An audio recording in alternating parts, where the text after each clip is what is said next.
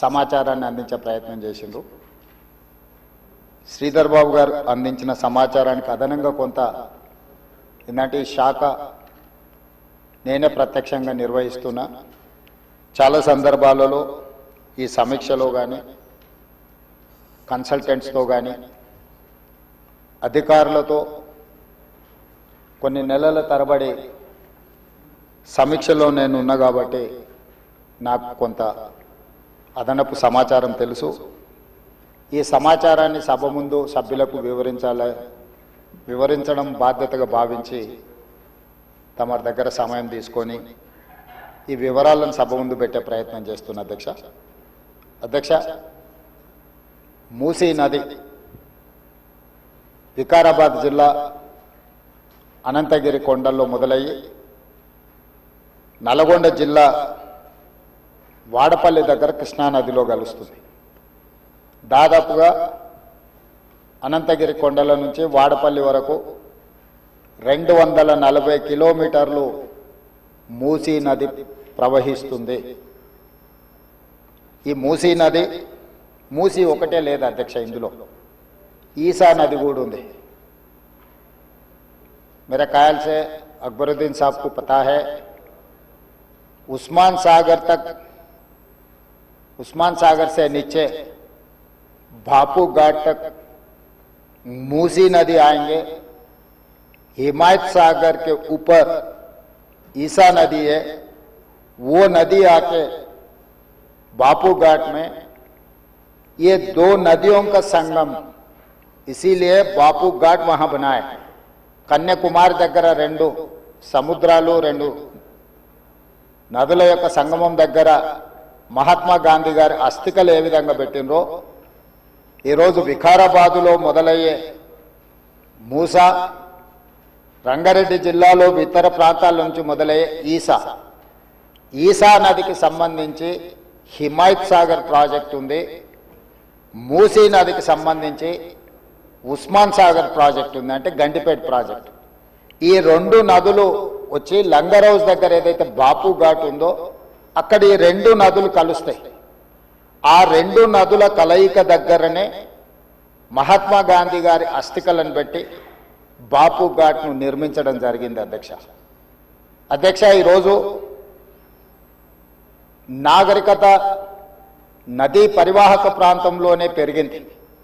ప్రపంచంలో ఏ నగర విస్తీర్ణమైన ఏ ప్రజల యొక్క నాగరికత అభివృద్ధి చెందిందంటే నదీ పరివాహక ప్రాంతంలోనే మానవుల యొక్క నాగరికత అభివృద్ధి చెందింది. నదీ పరివాహక ప్రాంతాలలోనే గ్రామాలు కానీ పట్టణాలు కానీ నగరాలు కానీ నిర్మించడం జరిగింది. ఈ నదీ పరివాహక ప్రాంతంలో నిర్మించిన గ్రామాలు మనకు ప్రతి ఊరికి ఆనుకుని చెరువు ఉంటుంది. ఊరి యొక్క తాగునీరు సాగునీరు అవసరాలు తీర్చడానికి పట్టణాలలో కూడా మీరు పెద్ద పెద్ద లేకులు చూసారు. ఈరోజు హైదరాబాద్ నగరంలో కూడా కాకతీయుల నుంచి మొదలు పెడితే కులీ కుతుబ్ షాయిలు నిజాం వరకు ఈ ప్రాజెక్టులను నిర్మించడం ద్వారా ప్రజల యొక్క సాగునీరు తాగునీరు అవసరాలను తీర్చడమే కాకుండా పరిశ్రమలను ఏర్పాటు చేయడానికి కూడా ప్రణాళికబద్ధంగా ఆనాటి కాకతీయ సామ్రాజ్యం నుంచి మొదలు పెడితే చివరి నవాబ్ నిజాం నవాబు వరకు కూడా ఈ నదుల యొక్క పరివాహక ప్రాంతంలోనే ప్రాజెక్టులను కట్టడం జరిగింది. ఈరోజు మంజిరా నది ఉండొచ్చు, నిజాం సాగర్ ఉండొచ్చు, లేకపోతే ట్యాంక్ బండ్ ఉండొచ్చు, ఉస్మాన్ సాగర్ ఉండొచ్చు, హిమాయత్ సాగర్ ఉండొచ్చు. వరదలను నియంత్రించాలి. 1908లో ఈ నగరం మీద వరద తుఫాను ఉప్పెనై వేలాది మందిని బలిగొన్నప్పుడు నిజాం సర్కార్ నిజాం ప్రభు మనసు చెల్లించి ఈ సమస్యకు శాశ్వత పరిష్కారం చూపించాలి అని చెప్పి ప్రపంచ స్థాయిలో ఆ రోజుల్లోనే టెండర్లు పిలిచి సాంకేతిక నిపుణులను నియమించి మోక్షగుండం విశ్వేశ్వరయ్య ద్వారా శాశ్వతంగా ఈ నగరానికి వరద ముప్పు నుంచి రక్షించడమే కాకుండా తాగునీటి సమస్యను పరిష్కరించడానికి 1908లో నిజాం సర్కార్ ఈ కార్యక్రమాన్ని ఈ ప్రాజెక్టును చేపట్టడం జరిగింది. 1921-22కు ఉస్మాన్ సాగర్ హిమాయత్ సాగర్ ప్రాజెక్టులను నిర్మించి ఈ రోజుకు 105 సంవత్సరాలైన ఈ పట్టణం నగరం మహానగరంగా విస్తరించిన 105 సంవత్సరాల క్రితం నిజాం ప్రభు నిర్మించిన ఉస్మాన్ సాగర్ హిమాయత్ సాగరే హైదరాబాదు ప్రజల యొక్క దాహార్తిని ప్రజలకు పాపులర్గా గండిపేట నీళ్ళు అని తెలుసు. హైదరాబాద్కి ఎవరైనా వచ్చి కొంచెం హుషారైతే గండిపేట నీళ్ళు అడ్డట్టున్నాయని అంటుంటారు మనోళ్ళు పెద్దలు. అంటే గండిపేట నీళ్ళలో వికారాబాద్ నుంచి వచ్చే నీళ్ళల్లో ఒక గొప్ప మహత్వం ఉంది. వికారాబాద్ అడవి ఏదో పిచ్చి మొక్కలతో మొలిచిన అడవి కాదు అధ్యక్ష, వనమూలికలతో కూడుకున్న అడవి. వఖారాబాద్ కా హవా లాఖోం కా దవా, అంతేనా అధ్యక్ష? లాఖో మరీదోం కా దవా. టీబీ వచ్చిన వాళ్ళని తీసుకెళ్లి వికారాబాదులో వదిలేస్తే అక్కడ 3 నెలలు ఉంటే నేచరే వాళ్ళని క్యూర్ చేసే విధంగా, అంటే నిజాం వికారాబాద్ అడవులను పిచ్చి మొక్కలతో కాకుండా వనమూలికలతో కూడుకున్న చెట్లను నాటి వాటిని పెంచడం వల్ల వికారాబాదులో టెంపరేచర్స్ తక్కువ ఉంటాయి అధ్యక్ష. హైదరాబాదులో ఈ చుట్టుముట్టుతుండే టెంపరేచర్ కంటే 2-3 డిగ్రీలు వికారాబాద్ అనంతగిరి కొండల్లో టెంపరేచర్ తక్కువ ఉంటుంది. అక్కడ గాలి, అక్కడి నీరు చాలా గొప్ప వనమూలికలతో కూడుకున్నది. ఆ నీళ్ళే గండిపేటకు వచ్చి ఆ గండిపేట నీళ్ళే హైదరాబాద్ నగరానికి ప్రజలకు తాగడానికి ఇవ్వడం ద్వారా మన ఆరోగ్యాన్ని కాపాడడం కాకుండా మనకు తెలివితేటలను కూడా మెరుగుపరచుకోవడానికి నిజాం సర్కార్ ఇవన్నీ ఏర్పాటు చేసింది అధ్యక్ష. కాలక్రమేణా స్వతంత్రం వచ్చింది, సాంకేతిక నైపుణ్యం పెరిగింది. సాంకేతిక నైపుణ్యంతో నగరాలు అభివృద్ధి చెంది జలవనరులను కాపాడుకోవాల్సిన మనము ఆ దిశగా ప్రయాణం చేయలే అధ్యక్ష. శాశ్వత సమస్యల్ని పరిష్కరించి మన ఆరోగ్యాన్ని కాపాడే జలవనరులను కలుషితం చేయడమే కాకుండా కబ్జాలు పెట్టి ఫామ్ హౌజులు కట్టి ఫామ్ హౌజ్లో డ్రైనేజ్ లైన్లు తీసుకెళ్లి ఈ గండిపేట హిమాయత్ సాగర్ కలిపిండ్రు అధ్యక్ష. ఆగర్భ శ్రీమంతులు కట్టుకున్న ఫామ్ హౌజుల్లో ఉన్న డ్రైనేజ్ కనెక్షన్స్ తీసుకెళ్లి గండిపేటకు హిమాయత్ సాగర్కు కనెక్ట్ చేస్తే వాళ్ళ మీద ఉక్కుపాదం మోపి అన్నిటిని కూలగొట్టి లక్షలాది నగరంలో ప్రజలు తాగే నీళ్లను కలుషితం చేస్తే ఎవరిని క్షమించమని చెప్పి మా ప్రభుత్వం వచ్చిన తర్వాత కఠినమైన చర్యలు తీసుకున్నది అధ్యక్ష. దాని మీద ఎన్నో విమర్శలు వచ్చినాయి. జన్వాడలో ఫామ్ హౌజులు, మొయినాబాద్లో ఫామ్ హౌజులు కట్టుకున్న వాళ్ళు నా మీద దాడి చేసిరు. లక్షల కోట్ల రూపాయలు సోషల్ మీడియాలో ఖర్చులు పెట్టి బద్నాం చేసే ప్రయత్నం చేసిరు.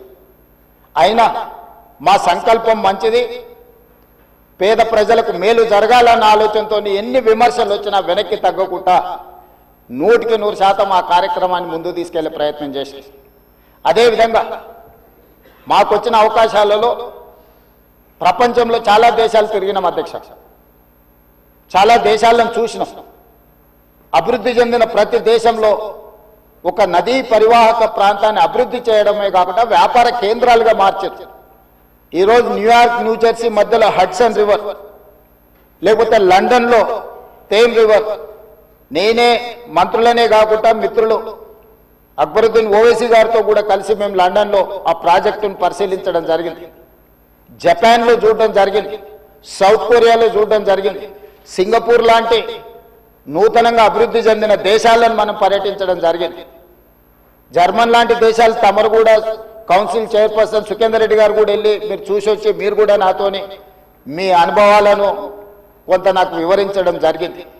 అంటే ప్రపంచ స్థాయి గుర్తింపు పొందిన నగరాలలో నదీ పరివాహక ప్రాంతాలను కాపాడుకోవడమే కాకుండా ప్రక్షాళన చేయడమే కాకుండా వ్యాపార కేంద్రాలుగా మార్చి ఆ రాష్ట్రము, ఆ దేశం యొక్క ఆర్థిక వ్యవస్థను బలోపేతం చేసుకోవడానికి ప్రపంచ దేశాలు పోటీ పడుతున్నాయి. ఈరోజు గుజరాత్ అహ్మదాబాద్లో సబర్మతి రివర్ ఫ్రంట్ కట్టుకున్నారు. భారతీయ జనతా పార్టీ నాయకులు, ప్రజాప్రతినిధులు గొప్పగా చెప్పుకుంటుంటారు. నరేంద్ర మోడీ గారు, అమిత్ షా గారు గుజరాత్లో సబర్మతి రివర్ ఫ్రంట్ అద్భుతంగా కట్టిర్రని దాదాపుగా 60,000 ఫ్యామిలీలను అక్కడి నుంచి తరలించింది అధ్యక్ష. 60,000 కుటుంబాలను సబర్మతి రివర్ ఫ్రంట్ అభివృద్ధిలో భాగంగా ఆ సబర్మతి రివర్ కానుకొని ఉన్న పేదలను అందరిని కూడా అక్కడి నుంచి తరలించారు. ఉత్తరప్రదేశ్లో గంగానది ప్రక్షాళన చేసి అక్కడ రివర్ ఫ్రంట్ కట్టుకున్నారు. ఈ మధ్యకాలంలో ఢిల్లీ ఎన్నికల్లో బీజేపీ యమునా నదిని ప్రక్షాళన చేసి ప్రపంచ స్థాయి నదీ పరివాహక ప్రాంతాన్ని అభివృద్ధి చేస్తామని ఎన్నికల్లో భారతీయ జనతా పార్టీ నరేంద్ర మోడీ గారు చెప్పి ఢిల్లీ ఎన్నికల్లో గెలవడం జరిగింది. ఆ విషయాలు